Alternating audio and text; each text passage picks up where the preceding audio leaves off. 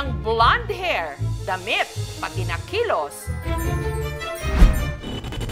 Sabi ko na Barbie. Barbing Barbie talaga. Hi sir, for pick up. Ano daw yun? Manika daw eh. Kaya naman ang delivery rider na ito, nalito. Inakalang siya ang manika na ipapakargo. Umalis na yung rider, sir. Na-pick up na yung manika nakaupo dito kanina. Naku, hindi yun. Na-deliver ko na po. Ha? Patay. Nung minsan namang nag-malfunction, siya'y gumalaw at sumayaw mag-isa. Zero. Nariyan ding pinagbenta siya ng balot Penoy. Yun o, may bibili dun o. Dun o. Tara. Yes, mukhang Barbie. Nakakayan tumabi, flawless. Yes, po yung inner child namin nung nakita namin yung si Barbie. Nakakaingit. Ang kinis. Siya si Trisha, ang Batanggenyang Barbie, living in her Barbie world dito sa Batangas City. Hi mga Barbies! Bata pa lang, fantasy na raw talaga ni Trisha na maging si Barbie. Favorite ko po talaga si Barbie. Number 1 fan niya po ako ever since nung bata pa po ako. Umaabot po sa point na nagko-collect po ako ng mga Barbie stuff. Yung pinakamahal dito is yung dolls. Yung mga malalaki, parang nasa 3,000, 4,000 na rin. Ang theme nga ng kanyang debut o 18th birthday, hindi pa ba obvious? Hey friends, Barbie here. Kaya nung sinimulan niyang mag-vlog, ang kanyang naging paandar, gayahin ang kanyang idolong manika. Nag-start po siya talaga nung 2020. Nagdadub lang po ako. My way or the highway? May mga viewers po na parang nagsawa kasi parang paulit-ulit lang po yung audio. Naghanap pa rin po sila ng bagong concept. Pinanindigan ko na po talagang buhayin si Barbie. Para ma-achieve ang full Barbie fantasy, si Trisha nag-upgrade ng wardrobe. Meron ako beachwear Barbie, casual Barbie, sportswear po. And meron naman po tayong formal Barbie. Nangolekta rin siya ng wigs. Siguro mga 20 or 25. Yung iba po natapon na. At dahil dancer siya, pinanindigan niyang magkilos manika. Sample nga dyan, Trisha. Sabi ko na Barbie!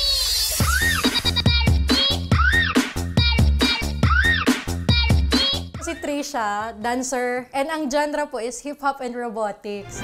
At bago tayo dalhin ni Trisha sa kanyang Barbie world, ipapasilip niya muna sa atin ang kanyang transformation. Hi mga Barbies! Welcome to my Barbie world. Halika, samahan niyo ako. Sa pagsushoot ng kanyang content, madalas one-man team siya. And dahil nga po graduate din naman po ako ng mass communication, ako na po yung nagdidirect, ako na rin po yung uma-acting, ako na rin po yung nagsusulat ng mga scripts. Mabuti na lang, nariyan para tumulong sa kanya ang kanyang real-life Ken. So kung si Barbie po merong Ken, ako po, si Trisha, merong Kurt. Hi, Barbie. Hi Ken! Wanna go for a ride? Sure Ken! Nahihiya din ako kasi siya nakadamit pang Barbie tapos ako nakapambahay lang. Actually natutuwa ako kasi may nakaka-appreciate sa kanya. Hanggang ang followers ni Batanggenyang Barbie dumami. Full-time job ko na po talaga siya. Maabot din po kami sa like 6 digits. Pero higit pa sa pera, ang ipinagpapasalamat ni Trisha. Si Batanggenya Barbie raw ang naging best friend niya nung may pinagdaanan siyang problema. Dumaan po ako before sa depression talaga. Clinically diagnosed po ako. Hindi na po ako lumalabas ng kwarto before. Hindi na rin po ako kumakain. Gusto ko po mag-isa lang ako before, lagi. Separated na po yung mom and dad ko. Nakatulong rin naman po yung paggagawa ko ng mga Barbie videos kasi kahit papaan po before na divert po ako. Ang pagiging Batanggenyang Barbie rin daw ang tumupad sa pangarap niyang maging artista. Lahat po niyata na audition, nasalihan ko na before. Pero nangyayari po, nire-reject po nila ako. Ang ginawa ko po is through vlogging, nagkaroon po ako ng sarili kong audience. Eh sino kaya ang fantasy ni Barbie na maging leading man? David Licauco. Parang ang galing-galing po niya ka-love team. Sa personality din po, and cute po siya. Ganon? Barda yarn? Standby. Nitong Biyernes, shoot namin si Trisha sa studio para sa karagdagang footage.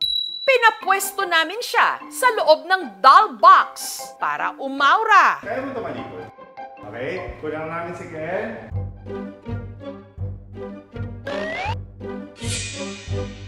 At may lumabas sa kabilang box. Sino siya? Tsak na maniningkit ang inyong mga mata sa aming pagbabalik. Meet Trisha. Ang Batanggenyang Barbie mula kasi sa kanyang itsura, pananamit at kilos. Sabi ko na Barbie. Sino kaya ang fantasy ni Barbie na maging kanyang Ken? David Licauco. Parang ang galing-galing po niya ka-love team. Ang cute po siya. Ang hindi alam ni Trisha, ang delulu niya o ilusyon, tototohanin na natin. Dahil may kinuntsaba kami para siya'y sorpresahin. Walang iba kundi si David Licauco. Patuloy niya yung content creation na ginagawa niya as Barbie because I'm sure marami siyang napapasayang tao. Si David nagtago muna sa isang life-size doll box. Ang alam naman ni Trisha, isushoot lang namin siya para sa karagdagang footage.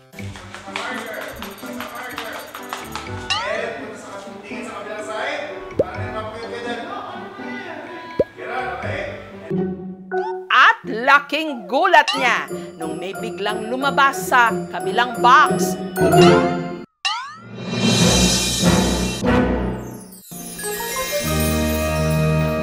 Hi, Barbie. Hello. I'm Ken.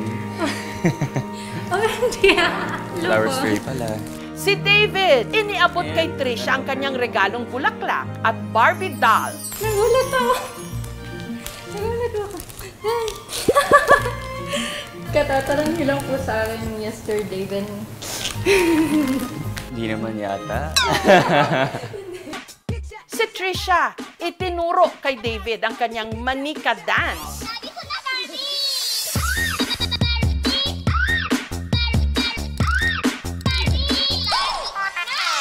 To be honest, akala ko si Barbie. Forteza yung parang ginagaya, gano'n. Barbie pala yung Barbie doll. Yung bata ako, naglalaro ako ng Barbie. So Barbie.